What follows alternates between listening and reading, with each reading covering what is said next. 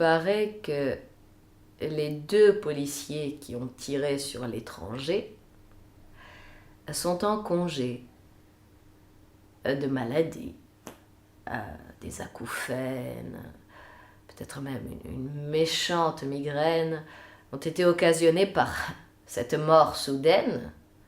Ils ne s'y attendaient pas à ce genre de trépas. À l'heure du repas, ils avaient peut-être même un petit creux que leur devoir accompli a bien rempli, d'autant plus que le sens de la République donne de l'appétit.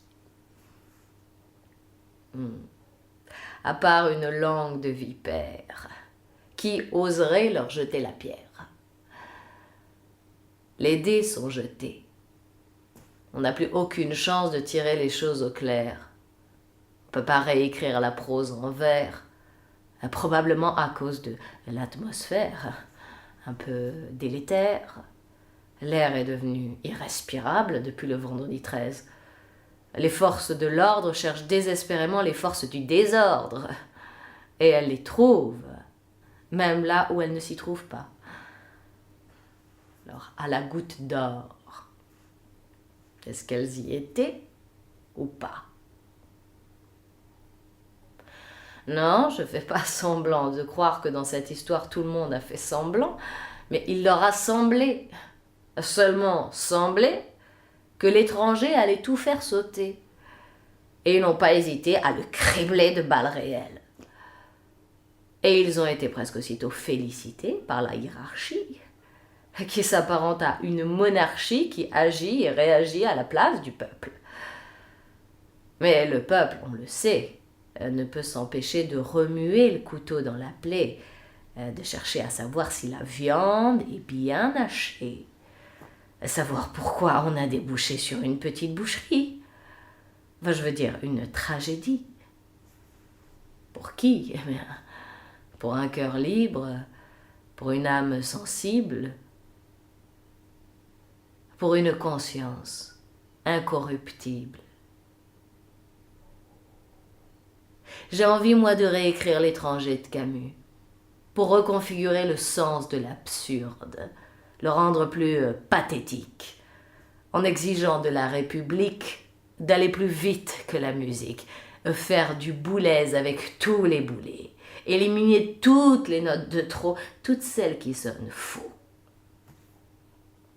Alors, selon certains témoins, forcément indignes de foi, le forcené n'était pas armé. Il n'avait pas de bombe sur lui, ni réelle ni factice. À la première sommation, il s'est arrêté, il a levé les bras, n'a pas ouvert la bouche, ni même prononcé le nom d'Allah. Mais pour son malheur, il avait la tête de quelqu'un qui vient d'ailleurs. Il faisait peur qu'il fût abattu sur le champ pour que la paix civile demeure.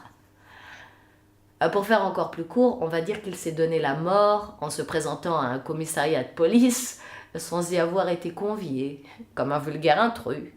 Donc on n'allait quand même pas lui souhaiter la bienvenue. Et puis il avait surtout la tête d'un suspect. Donc on a tiré et on l'a interrogé après. C'est l'usage, l'usure, le nouveau visage de la police, de la justice et du vice.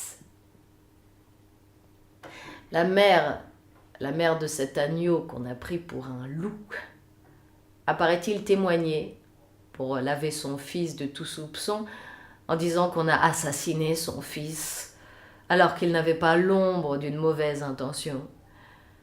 Il ne fut pas terroriste, et s'il l'était, il aurait opéré autrement. Il ne fut pas suicidaire, et s'il l'était, eh bien, il aurait pris par exemple le train sur la gueule. Et il ne fut pas tout blanc. Et s'il l'était, c'est la police qui aurait procédé autrement. On me reproche de desservir les Arabes en les défendant, de servir tous les malvenus à cause de mon embourgeoisement, d'avoir de l'empathie pour les islamistes au lieu d'être opportuniste en épousant les forces vives de la nation. C'est grave, ça, c'est grave comme accusation. Moi, je vous interdis de m'assimiler à une petite bourgeoise, parce que si je l'étais, je dirais la même chose que vous, merde, au lieu de dire merci. Au nom du peuple, et pour lui rendre service, j'exige, moi, un complément d'enquête de la police des polices. Sinon, je fais appel à une commission d'enquête parlementaire pour tirer les choses au clair. Et pour finir, c'est à la Tunisie que je présente mes plus sincères condoléances.